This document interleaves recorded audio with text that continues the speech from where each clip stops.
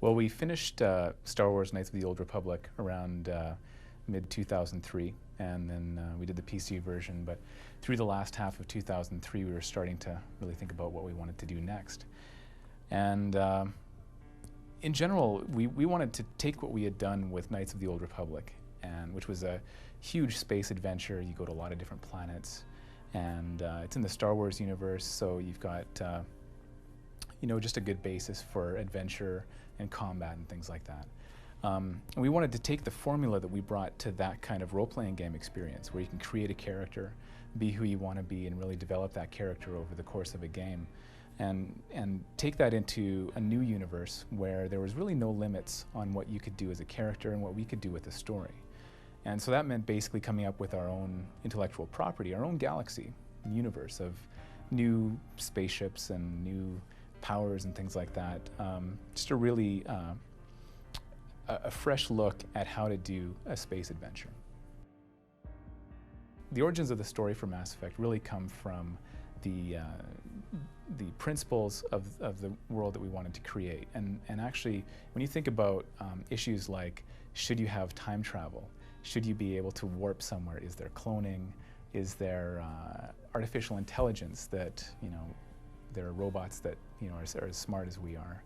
Those kinds of things actually dictate the things that you can do in the story, because if you can do time travel, or even if you can warp across the battlefield, you know, that radically changes everything about your story, the way the game plays, everything. So we had to kind of lock those things down first before we started building our story.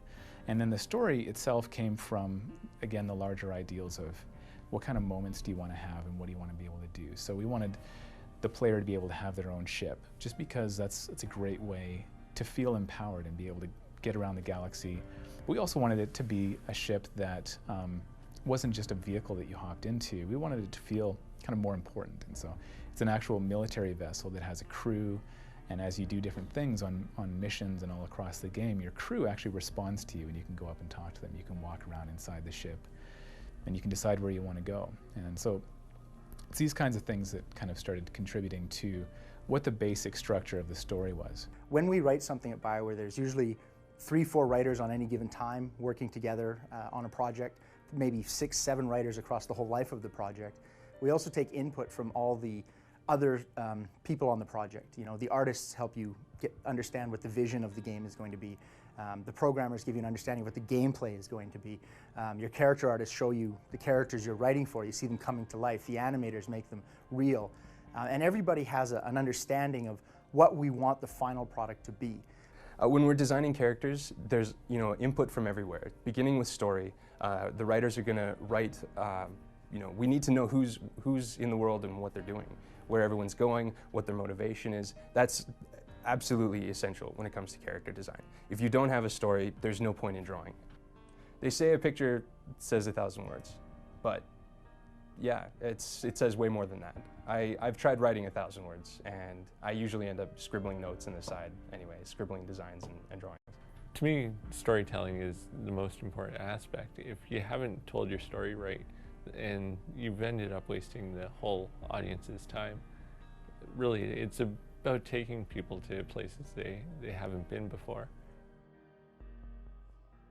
Well, one of the first steps we do is we usually start just looking through a lot of photographs, find stuff that is actually on Earth that is interesting, start painting concepts around there. We'll do a couple of planet ideas, maybe 5 to 15 to 20. You know, maybe do a rocky environment, maybe garbage planet, anything like that. I mean, just throw it out there. Let the writers start to look at some of these ideas. Let them pick and choose about ones they can really work with. One of the areas we did was Veermar, which was kind of based on some islands in Vietnam and Thailand. We really worked with that, with these kind of clean pads that kind of connected them all together you could walk through. Originally, the concept started out as this utopian a vacation world that was very clean. You'd want to go to. Eventually, it was turned into an evil base, but we had to do some adjustments on that one.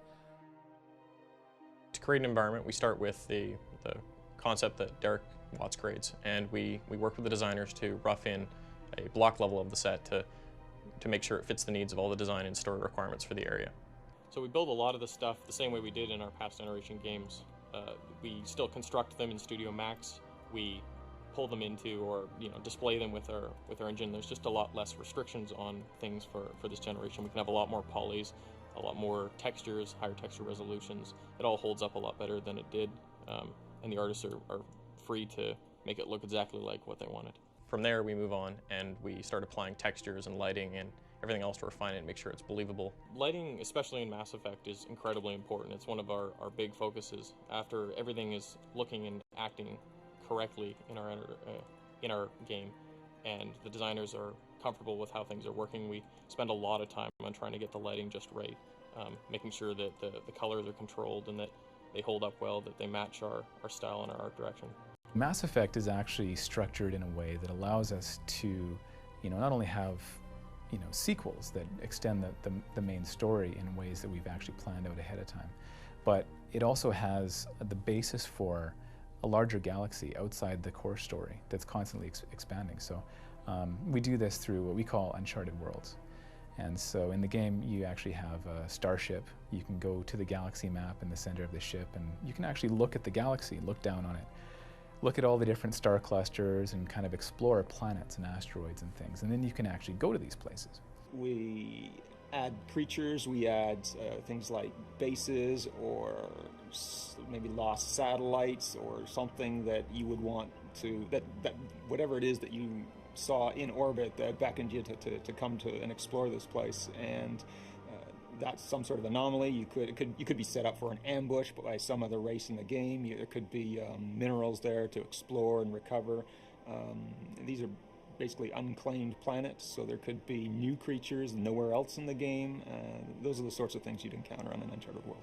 If you were actually able to have your ideal adventure in space, what would you want to do? Have your own starship, have some kind of superhuman abilities, be put in a position where you as a character are somehow empowered, even beyond where you can grow in a normal RPG, but even that your starting point puts you in a position where the kinds of things you're dealing with are really epic. And so those are some of the principles that helped us form the basis for what the intellectual property would be, what the universe would be. We get the concept artist started quite early on characters. We give them a rough idea of what we want, some people to try and think of, medics, Marines, armors, ambient characters. So Matt Rhodes did these. These were some sketches he did to get an early idea of what we wanted. It's a futuristic look, but still clean and stylish. He'll look through fashion magazines and so on. We kind of wanted to get these arcs in there on the clothing. He was playing around a bit with that. The clothing is quite tight. These are maybe some ideas of formal wear for the humans. This is a quick early drawing of maybe what an Asari head looks like. Character design for Mass Effect was great. It really was wish fulfillment in that we were able to design a whole, plethora, for lack of a better word, of just new aliens, new species that we could really just play at and have our own fun with. There were the humans. And the idea behind designing the human race in this game was that it wasn't that far in the future, far enough that it was something new, but not so far that it was unrecognizable, that it was alien to us.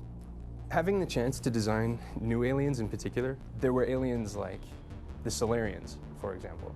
The Solarians were actually one of the easiest to design, in a way. Some of the first drawings kind of seemed to hit it fairly close, and it was just a matter of sort of finesse, just back and forth, trying to find out where do we relax, or where is it, what are we trying to say with these guys? In some ways, we based them a little bit on, at least from a design point, a little bit of the Japanese sort of poet, warrior persona.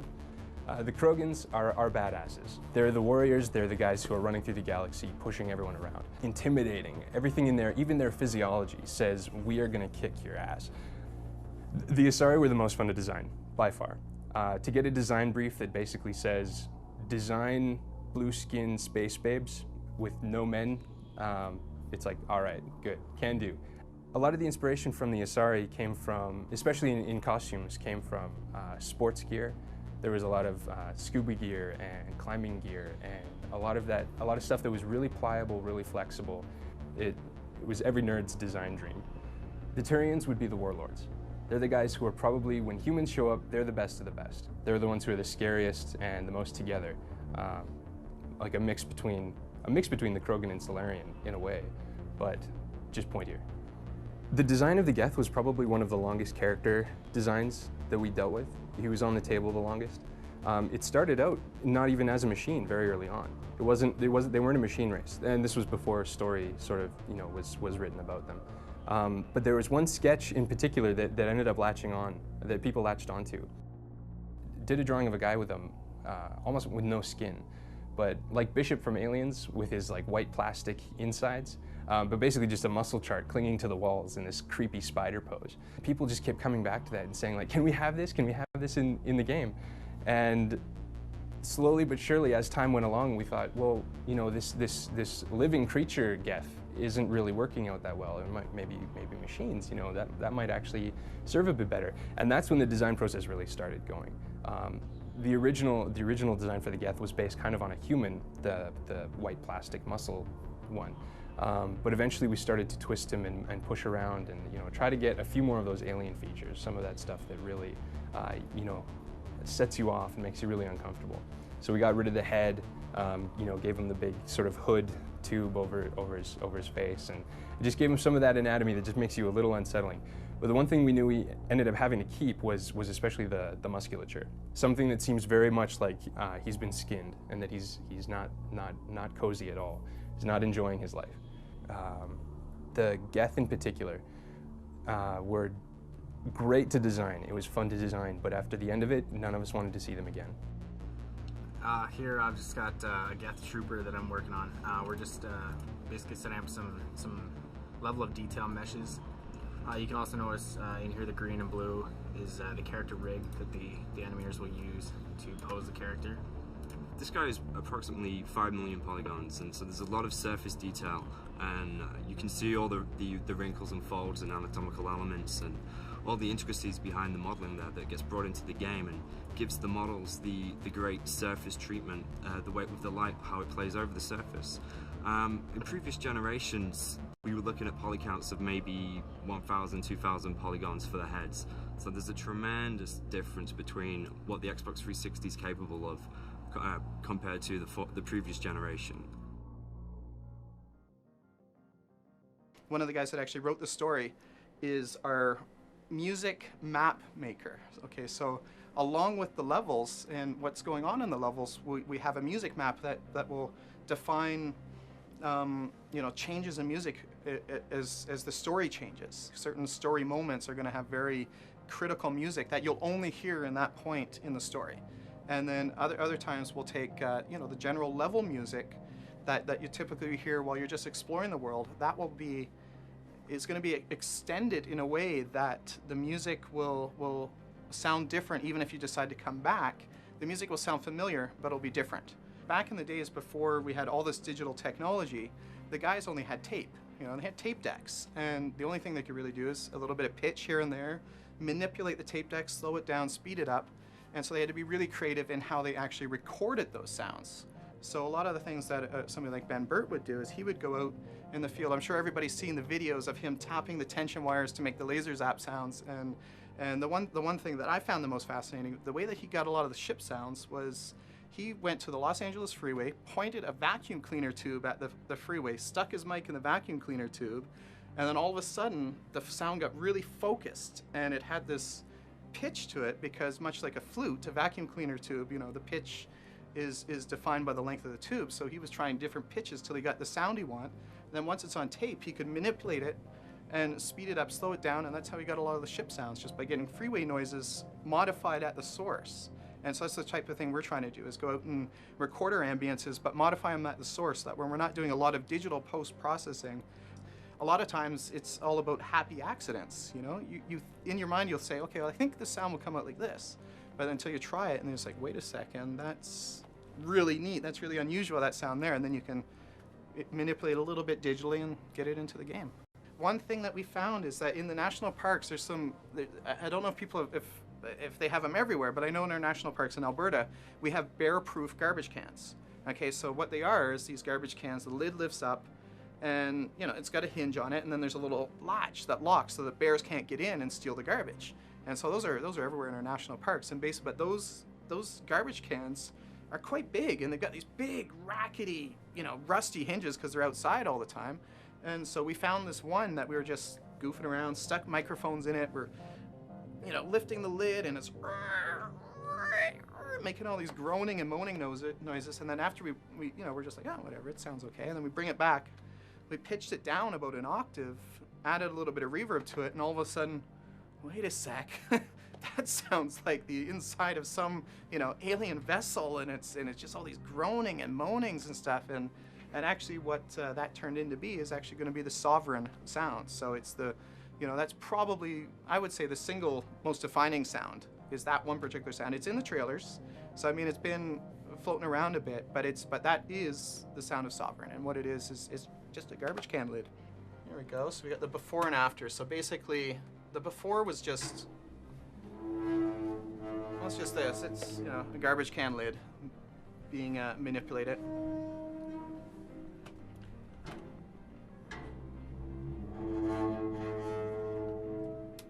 And then the after turned into that, which is our money sound.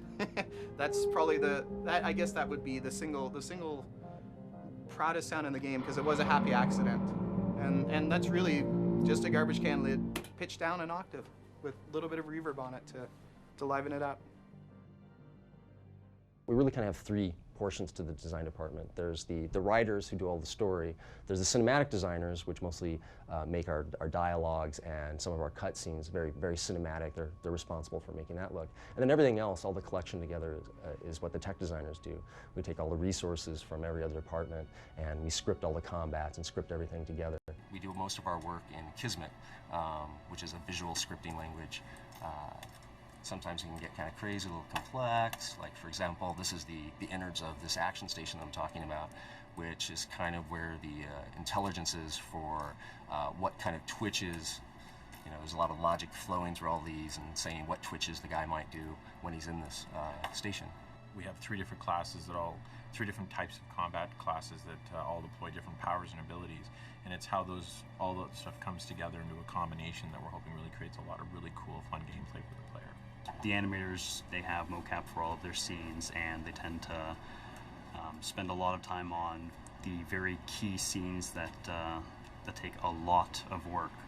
And what we do is we actually work with the existing animations that we have and try to basically, through camera trickery and a whole lot of kind of behind-the-scenes sleight-of-hand work, make it look like something new.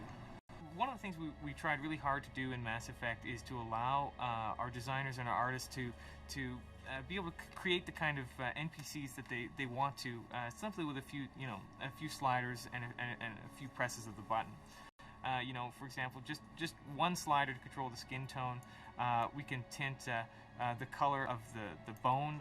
Basically, we've got a lot of different things we can do. Along with the materials, we're also able to control all the features of the face. So, for example, we can adjust the height of the eye. We can adjust the width. We can pretty much pick any of the features we've decided to allow customization on, and really we can do quite a bit with it. Unlike previous games I've worked on, we were really close with the character designers right from the start of the game.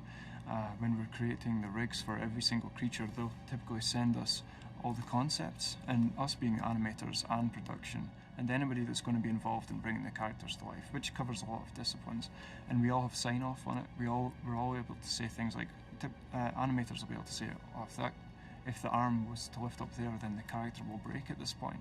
So we're able to catch all that as they're making the concepts, and then they'll move on to the next stage where they'll actually create a low-res model, and then we can actually stick that in the game and start playing around with it and try and iron out all the flaws with it before they go into doing the high detail meshes. This here is the character. You'll see that we make sure we have the eyes turned on here, and if I was to simply turn the eyes off, you'd see the difference in how much the character looks alive. This is what we typically expect in games. We always try to build in layers of depth, and so there's always the core story, and then we also have side plots, and part of the interest in the side plot is that you don't have to do it, which usually something that you don't have to do is therefore even more tempting.